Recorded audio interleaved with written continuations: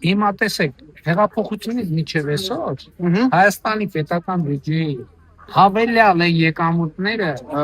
կազմել է 6.6 միլիարդ դոլար։ Բայց որտե՞ղ է։ Բայց այդ փողերն են, չէ՞։ Հիմա զուգահեռ նաև ապօրինի գույքի բռնագանձման համակարգը սկսում է աշխատել, համայնքային շահի, պետական շահի պաշտպանության եւ այլն ստվերի կրճատման։ Ես հասկանում եմ, որ տեմպից դժգոհ ենք մենք բոլորս, բայց դա պետք է հաշվի առնենք, որ մենք մաֆիայի հետ գործ ունենք, մենք մաֆիայի դեմ ենք կռիվ տալիս։ Մաֆիայի դեմ կռիվ տալը հեշտ չի։ Այս ու ընդ որում մաֆիայի դեմ կռիվ ենք տալիս այսքան բաների մեջով անցնելով։ Դրա համար մենք ոչ մի անգամ ոչ մի քայլ հետ չենք արել։ Ուղղակի այո, մենք առաջ գնալու դժվարություն ունենք, բայց գնում ենք։ Դժվար, ծանր, բայց գնում ենք։ Եվ գնալու ենք։ Այսինքն տեմպի հետ կապված այո, դուք կարող եք ասել, բայց